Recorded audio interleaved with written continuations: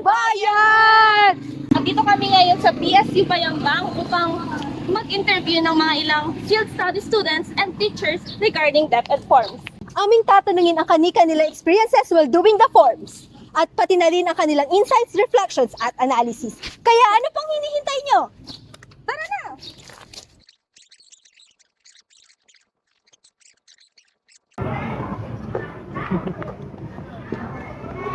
Hello po. Interview po. Sure po. Thank you. Ate, name niyo po. Annyeonghaseyo, Athena Imnida. Naiya po. Uy, gawin niya parang hindi naman obvious ha. Ate, so bunot po muna kayo ng question. Mabagang question. Oo. Ano kaya yan? Kumain ka na ba? Ay! What?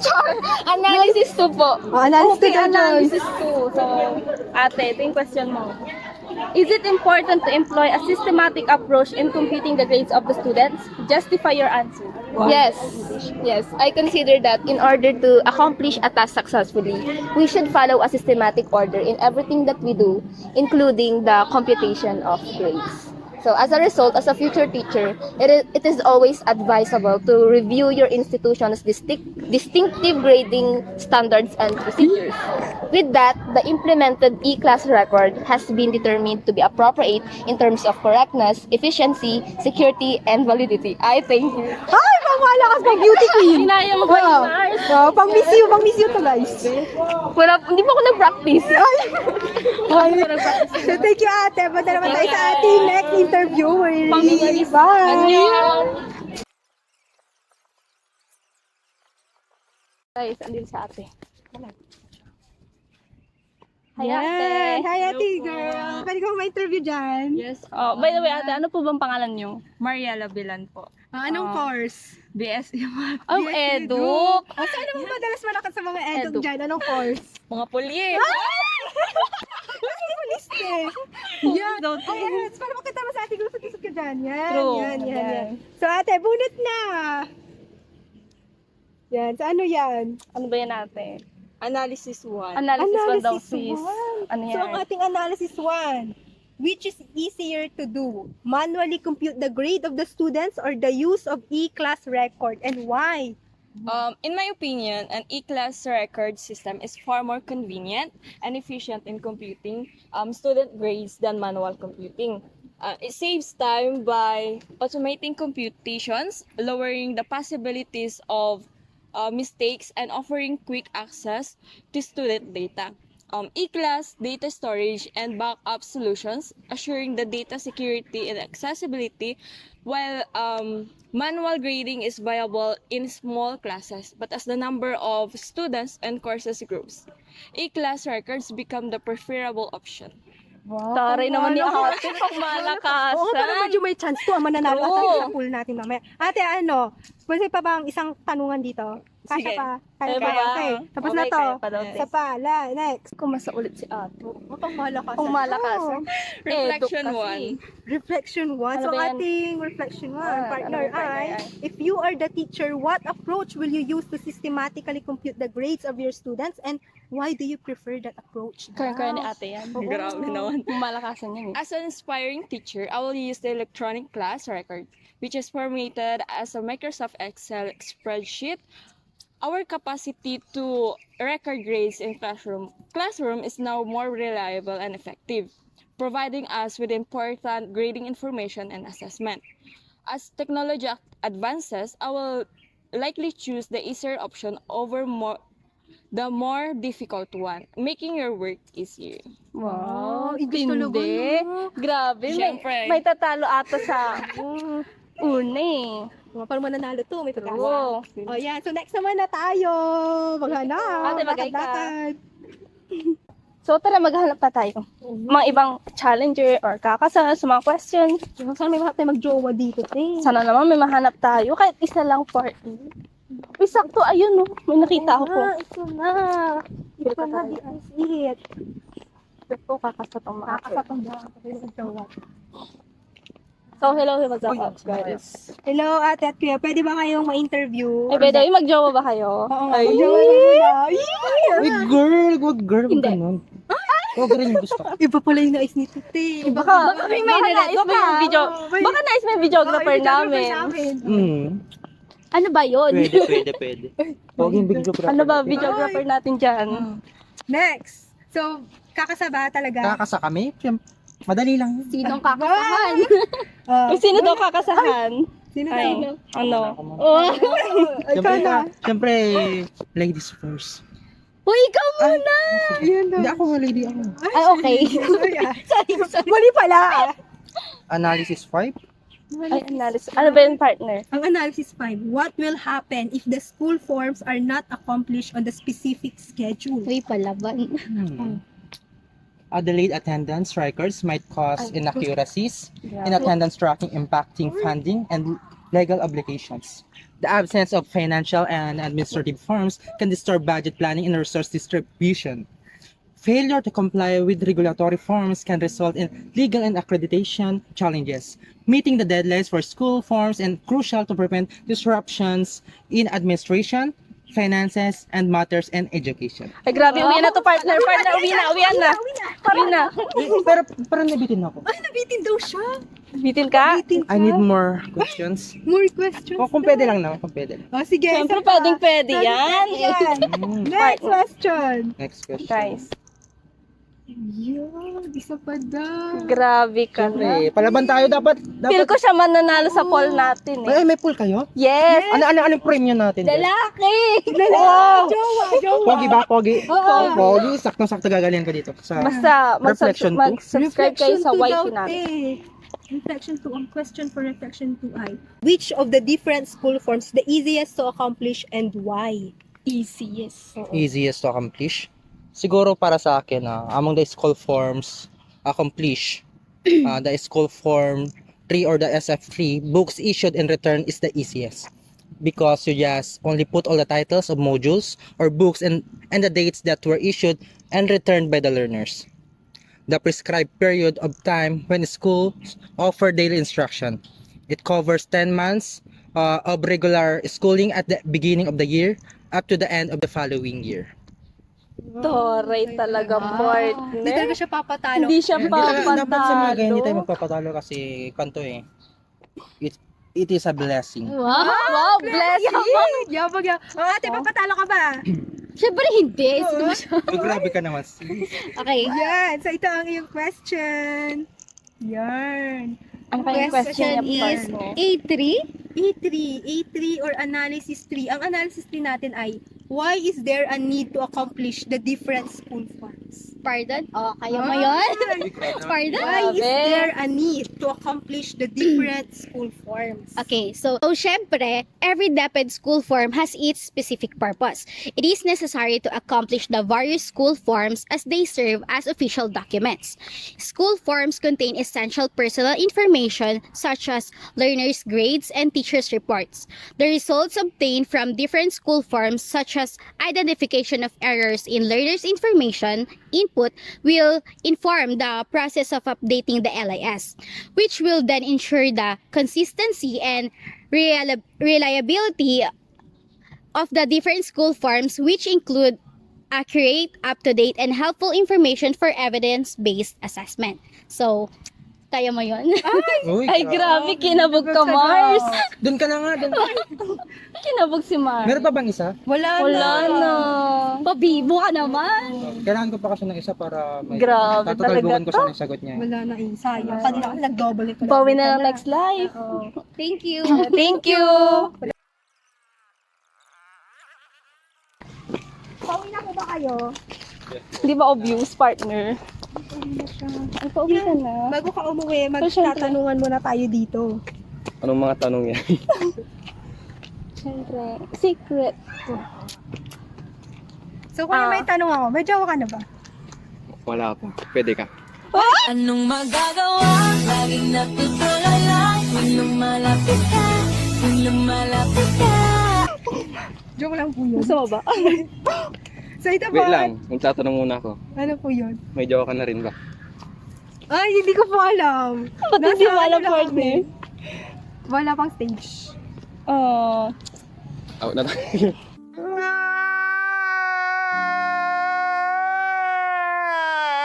Joke lang.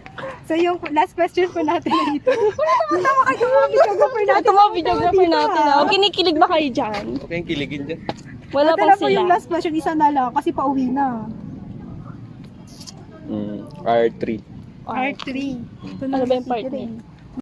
Which of the different school forms is the most difficult to accomplish, and what will you do to lessen the difficulty encountered in accomplishing this form?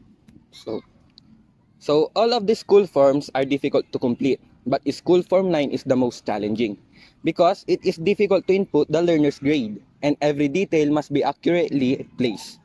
It is difficult to make a mistake in this form because we all know how significant grades are in the lives of the students. The easiest way to reduce the difficulties of completing the school form 9 is to be careful when inputting grades so that there is no confusion at the end. Pangmalakasan. Pangmalakasan. Mukhang may pag-asa dito sa ating pool mamaya. No? Kayo, may pag-asa ba? She's gone out of my life. That ends the po. Bye. I was wrong. I'm to blame. I was so.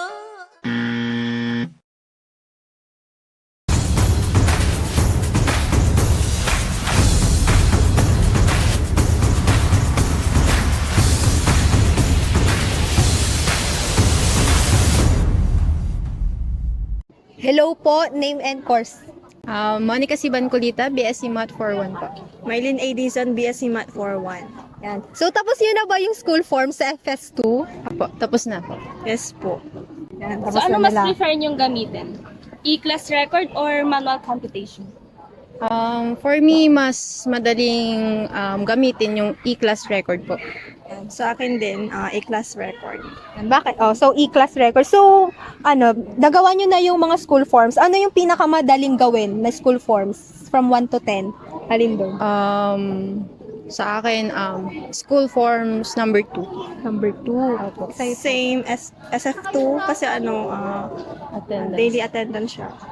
So, yun yung pinakamadaling. Ngayon naman, ano naman yung pinakamahirap na school forms? SF9 kasi more on computation ng grade. Same lang din. SF9. So, madaming SF9, tapos yung pinakamadali nyo naman is SF2 kasi attendance lang yan. So, ano yung importance ng school forms para sa inyo as a future educator? Siguro for the assessment of learners, ganyan. Evaluation. For evaluation. So, thank you po. Thank you po. Hello po, name and course? Ako po si Rochelle Galolo and I am from BSE Filipino 41. Joanna Marie G. Macasio from BSE Filipino 41. Dina Didi Guzman from BSC Filipino 41. Okay po, so tapos niyo na po ba yung school form sa FS2? Opo. Opo. Opo. Okay, so ano po mas prefer niyo sa pag-compute ng grades? E-class record or manually computation po? Sinong E-class record. para sa akin din E-class kasi mas siya, automatic kasi siya eh. Sa akin din, E-class po. So since tapos niyo na po yung school forms, ano po sa tingin niyo yung pinakamadaling gawin? Pinakamadali, yung siguro, yung school register, yung SF1. Yung SF2. Same, SF1 and SF2. Okay, so ano naman po yung pinakamahirap na gawin? Sa akin yung yung pag-compute ng grade. Yes. Computation din ng grades. Same as them po, computation ng grades. Kasi first time namin tong gawin, pero lahat naman natututunan. Kaya Okay po, as a future educator po, ano po sa tingin niyo yung importance ng school forms? Siguro para sa akin na lang, background ng isang estudyante, ganun. Tapos para din may maipakita sa sa parents, ganyan, kung paano yung progress ng isang bata. Okay po. Same po sa kanya. Siyempre, ang school forms ay at kailangan po talaga sa pagiging teacher para lang sa mga estudyante. for me, trackings ng students natin, especially in grades and attendance, just like Rochelle said, kailangan natin yon para maipakita sa parents para malaman nila kung okay ba yung performance ng anak nila and also pati yung teacher. Okay po, thank you po. Name and course po. Hello, I am Ashley Orlando from BSc English 41 po. So, tapos niyo na po ba yung school forms sa SF2? Syempre hindi pa. Hindi pa po tapos. So, since hindi niyo pa po tapos yung ano po sa tingin niyo yung mas madaling gamitin? Yung e-class record or yung manual traditional computation po? Actually, both naman na magandang gamitin pero mas prefer namin yung e-class since madali naman na siya. Ilalagay mo lang yung raw score and then automatic na siya na magko-compute. So, may na-start naman ba kahit na hindi pa natatapos yung school forms? Yes, madali na So, siya dun matapos sa... actually. Sorry. So, dun sa mga natapos mo po, ano yung pinakamadaling gawin na school form for you? For school forms, siguro yung SF2 since it is more on, I think, attendance and tracking yung nung students kung active ba siya sa school or kung hindi ba siya pumapasok. Okay po. How about po yung pinakamahirap na school form so far na nagawa? SF1 kasi ang daming info, ang daming details na ilalagay. Okay po. So, ano sa tingin mo yung importance ng school forms as a future educator? Importance of school forms, siguro, it is one of the bases na ginagamit natin to track the students' information, the details, and also para makita natin yung progress ng bata. So, thank you po. Okay, thank you. Hello po, name and course. Good morning. I am Reggie from BSE Social Studies. And I'm John Keltotis from BSE Social Studies. Ay, tapos niyo na po ba yung school form sa FSP? Opo, katatapos na po namin. Tapos na rin po. Okay, so ano pong prefer niyo sa pag-compute ng grades? E-class record or manual computation? I guess yung siguro, yung e-record or yung technologically method kasi since it's more convenient for me and it's more accurate. Sa akin naman, I prefer using e-class record system because it is easier than manually computing grades due to its efficiency, organization, and grading report. Okay, since tapos niyo na po yung school forms, ano po yung pinakamadali para sa inyo? But yung siguro, yung SF1 since mas basic yung mga kailangang inputs doon, yun. Ako naman yung SF2, yung student daily class attendance. Ano naman po yung pinakamahirap gawin? Guess yung siguro, SF10 since mas maraming infos na mas kailangang dalhin and naninibago ko doon sa mga datas na kailangang ilagay. Pagdating naman sa pinakamahirap, agree ako sa kanya, ganun din sagot ko sa kanya. Okay, as a future educator, ano po sa tingin niyo importance ng school forms? I think the very importance ng school forms it's because it's crucial, no? Especially sa mga school administrators natin and teachers kasi sa pamamagitan ng school forms dito natin nakikita kung ano yung mga records especially sa attendance and so on and so forth ng mga students natin na kung saan dito natin makikita kung ano yung progress ng mga students natin when it comes to their educational and well-being. Sa akin naman, because school forms serve multifaceted role, some of which is it ensures the student safety and information accuracy and it supports the academic planning and record keeping. Okay po, thank you po. Okay po, thank you. Hello po, name and course po. I'm Shaina Dinong po from Bachelor of Secondary Education, major in Social Studies po. Tapos niyo na po ba yung school forms ng FS2? Yes po. Ano po mas prefer niyo sa pag-compute ng grades? E-class record or manual computation? I prefer e-class record kasi compared to manually computation is that it requires less effort. Tapos knowing na madami kang students, yung numbers of student mo, kailangan mo yung i-consider. So, mas mabilis at mas convenient ang paggamit ng e-class records. So, since tapos niyo na po yung mga school forms, ano po sa tingin niyo yung pinakamadaling gawin? I think it is the SF2 kasi given the fact na lang siya, yung attendance lang siya, so you can check it every day or you can also ask assistant for your secretary or class mayors para i-check yun and magagawa mo din naman yun like in a everyday habit po. Ano naman po yung pinakamahirap na gawin? I think school form number 10 kasi masyado siyang madaming data na kailangan enter and dapat mas konti yung erasure niya kasi yun na yung permanent yun na yung permanent na parang grades nila and also kailangan pag hindi ka marunong doon mas maigi na magtanong ka muna sa colleagues or seniors na mas nakakaalam sa school form number 10. As a future educator po, ano po sa tingin niyo yung importance ng school forms? The importance of school form siguro, basically kasi ang school form ay naglalaman ng mga student achievement and performances. So, it serves as the evidence na kung paano mo na-compute yung grades nila and madami pang iba. And also, yun din yung magbibigay ng assistance sa teacher and sa kanilang parents kung paano nila mabibigyan ng educational or proper educational assistant ang kanilang mga anak or paano sila makakapag-decide ng mas maganda at mas maayos para ma-improve yung performance ng student. Okay po, thank you po Miss Shaina.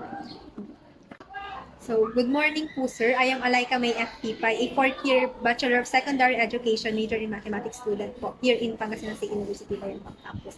Sir, will you please state your name po, advisories, as well as your specialization po? Okay, so I am Adrian Veloso. I am currently, not just currently, but for the past 3 years up until present, I'm the advisor of the grade 7 class of Pangasinan State University Laboratory Integrated School High School Department. And I specialize in English. I'm teaching English in grade 6 or the elementary level. I'm also teaching grade 6 and grade 7. And in grade 11 and grade 12. Sir, what are your experiences po in accomplishing school forms? Experiences. Well, there are a lot of words I could think of when it comes to accomplishing school forms. But honestly, if I'm going to be very honest, I'm not really fond of accomplishing school forms. Basically because it takes so much time and it requires precision. Something that I'm accustomed with aiming for precision, but I know that it takes so much work to achieve precision. But since I've been teaching for about 4 years now, I think I've gained my momentum. Well, it isn't easy. It isn't easy to accomplish forms since there are a lot of school forms. I think there are 10. Yes, so it isn't easy, but you'll get your grip. You'll get the grip of it once that you are able to do it over and over again. So, have you ever encountered difficulty in accomplishing school forms? Yeah, difficulties in accomplishing school forms. Yes, especially when basically when the students enroll. Since I'm the advisor of grade 7, they get to submit or they are required to submit pertinent documents such as birth certificates, certificate of good moral characters, their Form 137 from the last school they have attended, and their report cards. And there were times when the names of the students from one of the pertinent documents, let's say, for example, the birth certificate, would contain a different info when compared to the school forms that is indicated in the learner's information system to Department of Education. So there's a mismatch, basically, of, for example, the spelling of the student's name, forgiven name, or that's basically one of the most common problems that I get to encounter. And then I've heard of some of my colleagues who would encounter a mismatch in data. For example, the birth date of the student doesn't match with the birth certificate that she provided. So during those times, we need to seek help from the management of the learner information system so that they could assist us in rectifying the errors committed. And why is there a need to accomplish the different school forms? Why do you think? From a personal standpoint, I think there's a need for us to accomplish school forms for posterity's sake. These school forms aren't merely pieces of papers. Well, when I was starting to teach, when I was a newbie, I look at it that way, that these are merely papers with numbers and student data in it. But the thing is,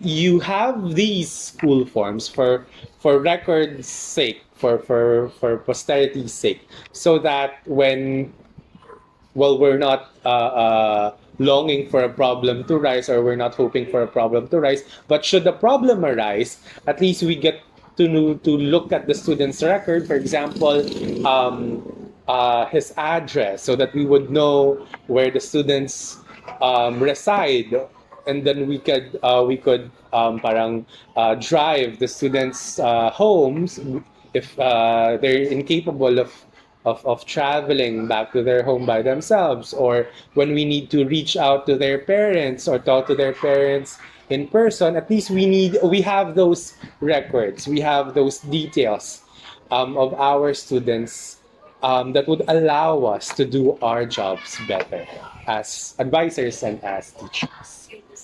Thank you po for that. For our last question po, what is your advice po for the future educators in accomplishing school forms, and advice po as a general level? First and foremost, I would like you to remember that when accomplishing school forms, you have to have the presence of mind.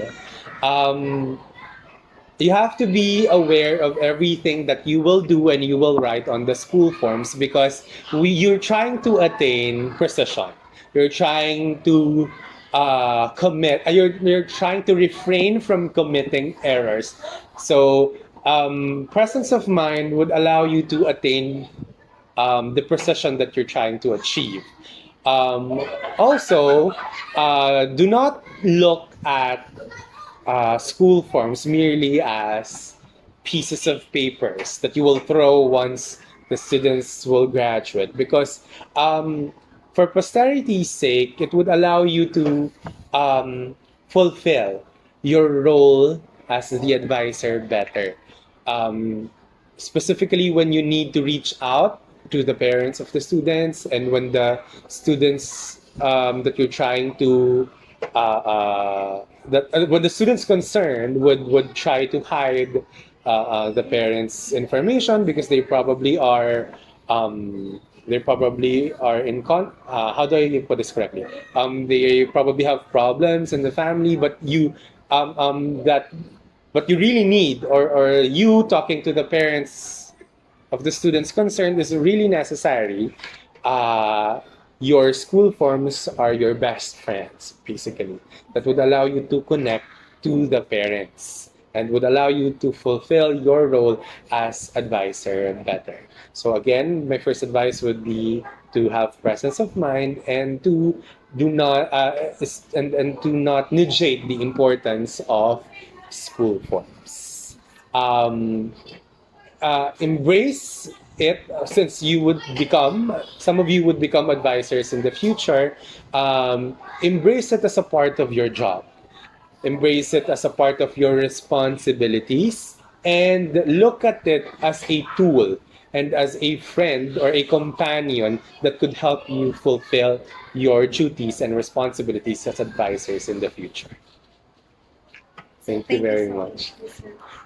To sum it up, different school forms serve different functions and are important to both educational institutions and students. In general, school forms are crucial administrative tools that assist schools to keep correct records, allow effective communication, and assure student safety and well-being. They allow educational institutions to give proper assistance and services to students while also streamlining operations such as enrollment, emergency funds, medical care, field trips, and graduation. The following school forms are SF1 to SF10. And let's start with SF1, or the school register. SF1 needs to accomplish at the beginning of the school year and as needed to know the master list of class enrollment and students' profiles. Next is the SF2, or the learner's daily class attendance. It's important for the part of the teacher to daily track the learner's attendance, absence, or tardiness. Also, to determine learners' problems attending the classes. Third is the SF3, or the books issued and returned.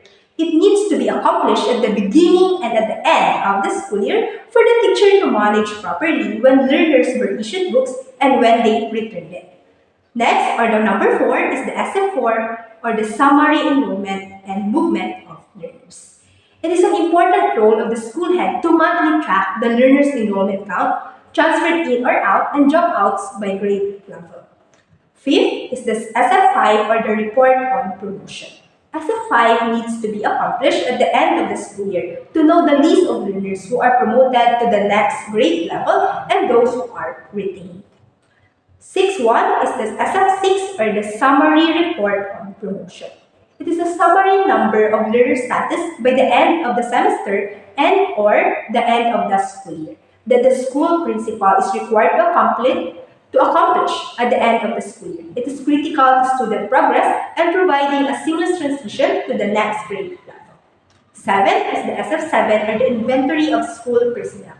It is the list of school personnel with the basic profile and teaching load or assignment that need to be accomplished by the school head at the beginning of the school year or as needed. The 8.1 is the SF8 or the learner basic health and nutrition profile. SF8 needs to be accomplished at the beginning of the school year and at the end of the school year for the teacher to track the learner's basic health and nutrition profile. SF9 or the Learner Progress Report Card, or it is known before as the Form 138. SF9 needs to be accomplished quarterly by the class advisor to report the learner's academic, behavioral, and attendance. Lastly is the SF10 or the Learner's Permanent Academic Record. SF10 needs to be accomplished by the class advisor at the end of the school year to record all the information that is necessary for students' academic profile. SF10 is also known before as the Form 137. Diyan na po nagtatapos ang aming short interview. Kaya like, share, and subscribe! And don't forget to hit the notification bell Para mag-updated kayo sa aming mga susunod pang videos. Thank you for watching!